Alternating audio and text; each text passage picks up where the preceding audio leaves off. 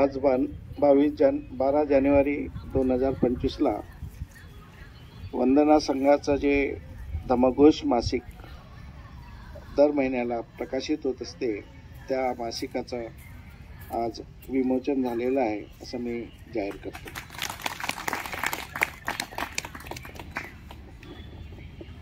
आजच्या कार्यक्रमाचे अतिथी जयपाल कांबळे आपलं मनोगत या ठिकाणी मांडतील अशी मी त्यांना विनंती करतो।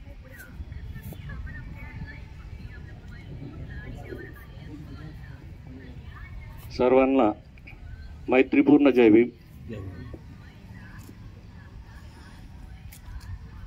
मी नागपूरला इथे 7 ते 8 वर्ष झाले शिफ्ट झालो आहे आणि त्यानंतर चळवळीत असणारे अनेक लोक यांच्या संपर्कात आलो।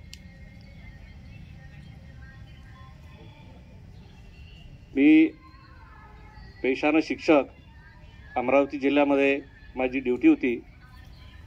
ज्या गावात ड्युटी होती त्या गावातील काही विद्यार्थी म्हणजे म्हणावं समाज हा आर्यशेच्या संपर्कात होता आणि आपले मुलं अक्षरशः आर्यशेच्या कवायतीमध्ये जायचे, त्याच्या कार्यक्रमामध्ये जायचे आणि त्यानंतर जसं माझ्या लक्षात आलं की मी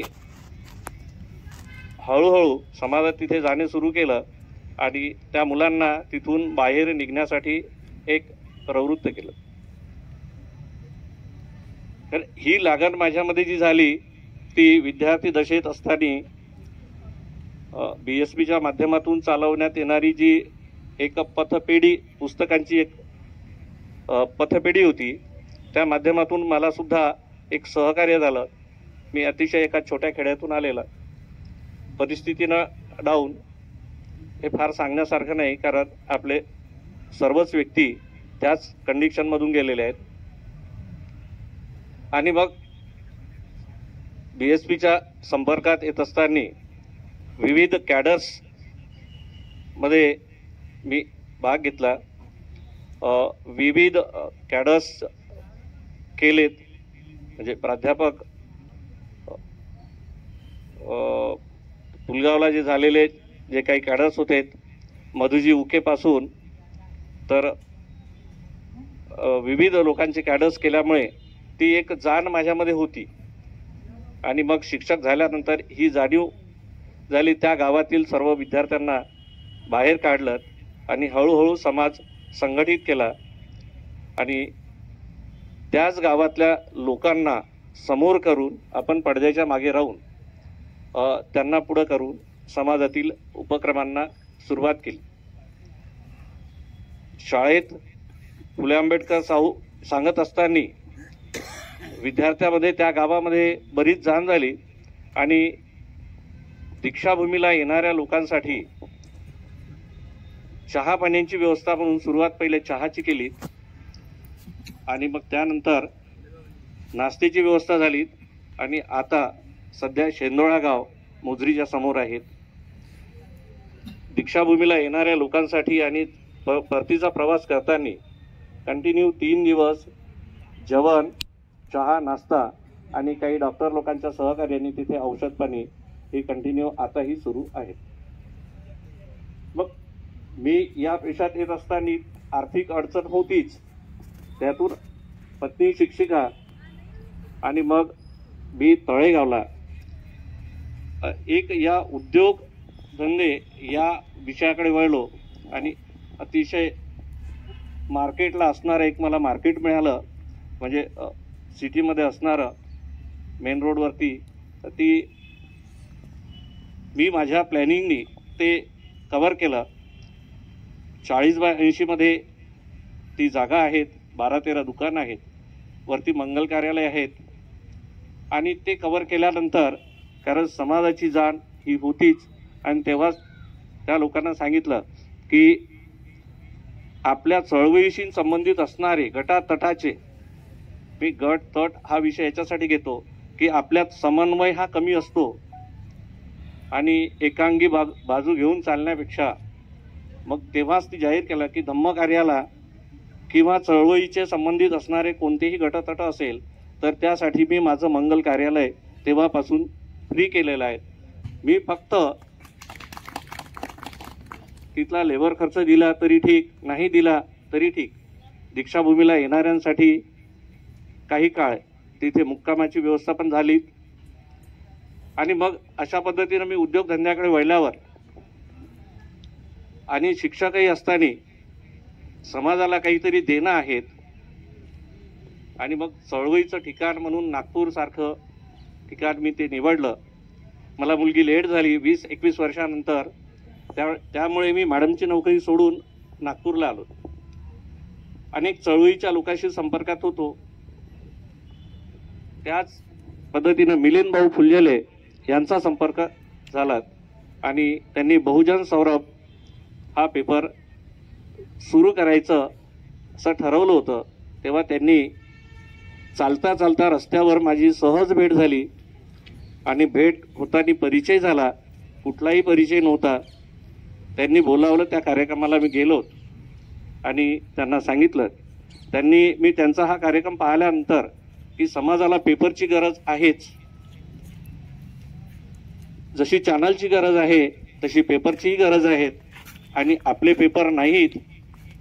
आणि म्हणून मग हे सर्व ऐकल्यानंतर विजयजी मेश्राम होते, सिद्धार्थ कांबळे होते, मिलिंद भाऊ फुलझेले होते.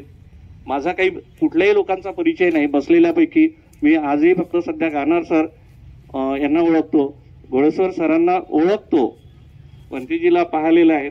काही लोकांना समजा पाहिलेलं असेल तर असंच नव्याने मी तिथे मागच्या साईडला जाऊन बसलो. आणि जर चळवळीशी काम करणारे इमानदार आणि चांगले लोक असेल तर आपण त्यांच्या पाठीशी उभं राहायला काहीच हरकत नाही. आणि म्हणून त्या पेपरची जेव्हा सुरुवात केली तेव्हा त्या पेपरच्या सुरुवातीला त्यांनी मग सांगितलं की 25-25 हजार रुपये शेअर्स आहेत. मी कुठलाही विचार न करता त्यांना सर्वांचा कार्यक्रम झाल्यानंतर समोर गेलो आणि त्यांना सांगितलं की माझा 25,000 तुमच्या पेपरसाठी शेअर्स म्हणून देण्यात येईल. आणि शेअर्स नव्हे तर त्याच्यातून मला डिव्हिडंड सुद्धा नको आहेत, कारण ते जे काही मिळत असेल ते सुद्धा समाजासाठीच लागावं. हे माझ्यामध्ये जी लागण झाली, मला हे म्हणायचं आहे की मला विद्यार्थी दशेमध्ये जर ही गाईड मिळाली नसती तर कदाचित हळूहळू हे माझ्यामध्ये रुजलं नसतं. मला हे म्हणायचं आहे की समाज आज वेगवेगळ्या संघटनेमध्ये विखुरलेला आहे, तर असं विखुरलेलं राहण्यापेक्षा वेगवेगळ्या संघटनेच्या लोकांनी सुद्धा समन्वय साधावा. मी चळवळीच्या संबंधित येत असताना अकोला येथील एक आपल्यापैकी काही लोकांनी ऐकलेलं असेल, डॉक्टर बाबासाहेब आंबेडकर प्रतिष्ठान प्राध्यापक भारसागळे सर चालवतात आणि त्यांच्यासोबत असणारी टीम. मी त्यांच्या संपर्कात आलो आणि मग त्यांनी सांगितलं की आपल्याला आजीव सदस्य व्हायचं आहे. मी नागपूरवरून 4-5 लोक सोबत नेलेत, त्यांना दाखवलं. त्यांच्या विविध योजना चालू आहेत.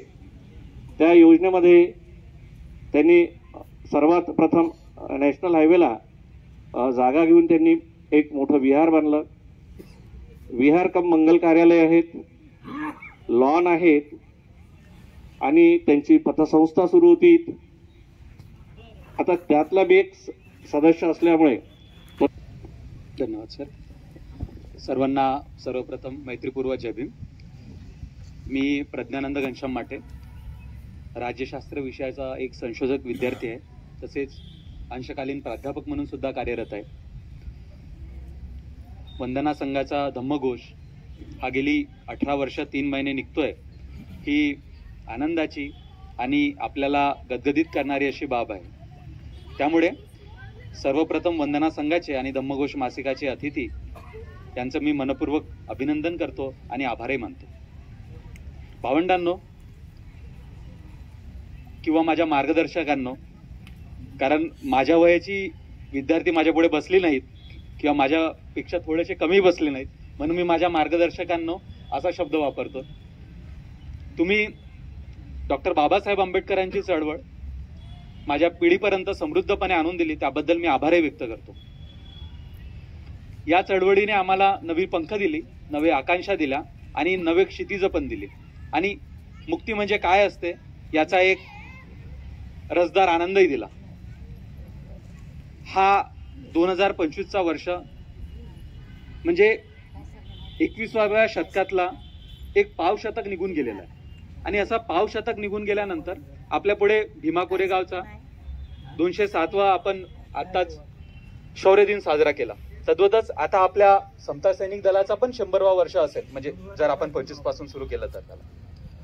आणि एकंदरीत अशा परिस्थितीमध्ये आंबेडकरी तरुण कुठे आहेत आणि आंबेडकरी तरुणांपुढे काय आव्हान, आम्ही एका विद्यार्थ्यांसोबत हितगुज करायसाठी आमंत्रित केलं.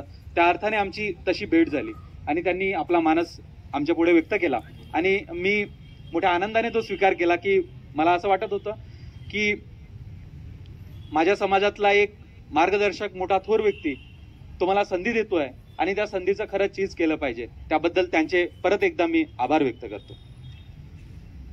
भावंडांनो, मार्गदर्शकांनो, आंबेडकरी तरुणांपुढे काय आव्हाने आहेत आणि संधी आहेत हा विशेषांक आम्हाला, म्हणजे आजचा युवक दिवस आहे, स्वामी विवेकानंदांची आठवण आपण त्या अर्थाने केली पाहिजे.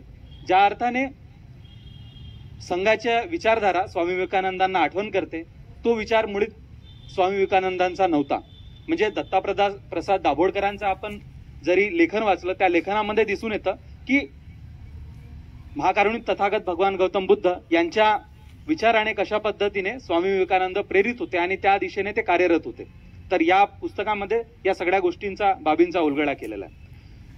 परत स्वामी विवेकानंदांच्या बाबतीत सांगायचं गेलं तर अनारिक धर्मपाल यांनीच प्रथमतः त्यांना जे वर्ल्ड रिलिजियस जे कॉन्फरन्स झालेली होती शिकागोमध्ये, तिथे आपला वेळ त्यांनी देऊ केला होता. म्हणजे ज्यांच्या नावाने युवक दिवस करण्यात येतो आणि जे महापुरुष हायजॅक करण्यात येतात ते बुद्धाच्या विचाराशी आणि एकंदरीत समतावादी विचारधाराशी कशा पद्धतीने आपले नाते सांगत होते हेही आपल्या नवीन पिढीला आणि जुन्या पिढीला आठवणी करणे तितक्याच अगत्याचे ठरते. या मासिकाचा प्रामुख्याने आम्ही लेखक म्हणून कोण असावं असा जेव्हा विचार केला तेव्हा माझ्या पुढे हा विचार आला की शैक्षणिक क्षेत्रामध्ये लिहिणारे खूप आहेत, पण ते ग्राउंडवर काम करत नाही, ते आंदोलनात नाही, ते आपल्या विषयांना धरून लढा देत नाही. तर मग आपण काय 2 निकष लावायला पाहिजे असा माझ्या पुढे जेव्हा प्रश्न आला तेव्हा मी प्रामुख्याने 2 निकष लावले. एक तर तो सर्वप्रथम तो चळवळीत असावा आणि तो चळवळीत सातत्याने सक्रिय असावा. सातत्य किती कशा पद्धतीने असेल आणि कुठल्या अँगलने असेल किंवा कुठल्या क्षेत्रात असेल हा निकष आपण लावलेला नाही, पण तो सातत्याने त्याच्या प्रश्नावर व्यक्त होणारा, या व्यवस्थेला प्रश्न विचारणारा, तद्वतच आंबेडकरी विचारांचा पाईक असणारा असा तरुण आपण शोधला. आणि मग असा शोध घेत असताना आम्हाला प्रामुख्याने 2-3 गोष्टी लक्षात आल्या. ते म्हणजे काही तरुण आपले कार्यरत आहेत, बाबासाहेबांच्या विचाराने भारावलेले आहेत, पण ते लिखाणात व्यस्त नाहीत किंवा लिखाण करायचं म्हटलं तर त्यांना थोड्याशा म्हणजे अंगावर काटा येतो किंवा त्या पद्धतींचं त्यांचं परत वाचन नाही. म्हणजे आपण बाबासाहेबांना एक रॅडिकल भूमिकेतून फक्त त्यांना ऑर्थोडॉक्सी म्हणून किंवा सनातनी एका पद्धतीचा विचार किंवा फक्त हेच खरं असते किंवा फक्त हेच असते एवढंच जे वाचन असतं त्याही वाचनाच्या काही मर्यादा असतात. त्याच्यामुळे त्यांच्या लिखाणाच्या पातळीवर आपल्याला काही युवक सापडले नाही.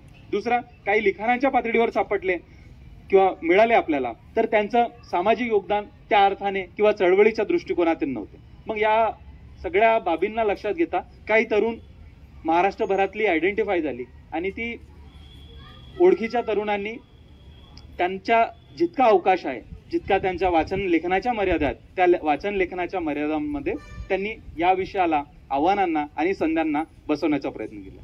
त्या लेखांमध्ये त्यांनी काय मांडलेलं आहे हे मी सांगणार नाही, कारण तुम्ही वाचायला पाहिजे असं मला मनपूर्वक वाटतं. दुसरी बाब की हे लेखन करत असताना सगळ्या लेखकांच्या आणि तरुणांच्या काय भावना होत्या आणि काय त्यांनी माझ्यासोबत हितगुज साधला याच्यावर मी थोडा अधिक बोलू इच्छितो. त्यांच्या प्रामुख्याने समाजामधले असलेली विसंगतता आणि समाजामधले असलेले, सरांनी आताच उल्लेख केला की गटतटांचं, त्याला राजकारण नाही, फक्त गटतट आपण म्हणू. तर या एकंदरीत अशा परिस्थितीत विश्वासार्हता कोणाची आहे किंवा विश्वास म्हणून आपण कोणावर टाकू शकतो हा त्यांनी पहिला प्रश्न उपस्थित केला. आणि आपण सगळं करतोय मीटिंग मध्ये सर, म्हणजे ज्यांनी मीटिंग मध्ये 20व्या शतकातील उत्तरार्धामध्ये डॉक्टर बाबासाहेब आंबेडकरांच्या संविधानाच्या चळवळीमधून उभा राहिलेल्या सवलती सोयींचा फायदा घेत आपलं जीवन अधिक सुजलाम सुफलाम केलं, ते आम्हाला काही सांगू इच्छितात की आपण असं करायला पाहिजे. आणि आम्ही 21व्या शतकातील खाजगीकरणामुळे, जागतिकीकरणामुळे आणि बेरोजगारीमुळे बेजार झालेल्या तरुणांना काय सांगावा हाही मोठा प्रश्न आहे. एक पिढी आम्हाला फार अभिमान वाटतो की 2025ला बीटा जनरेशन म्हणतात, नाही का? बीटा जनरेशन, अल्फा संपली, बीटा एक्स गेलं, वाय गेलं, झेड गेलं, अल्फा ही गेलं आणि बीटा 2009ला जन्माला आलेली या जनरेशनला बीटा जनरेशन असं म्हटलं गेलेलं आहे. म्हणजे पिढ्या पुढे जातात. आणि डॉक्टर बाबासाहेब आंबेडकर म्हणतात एक पिढी एक नवं युग असतं, नवं जग असतं.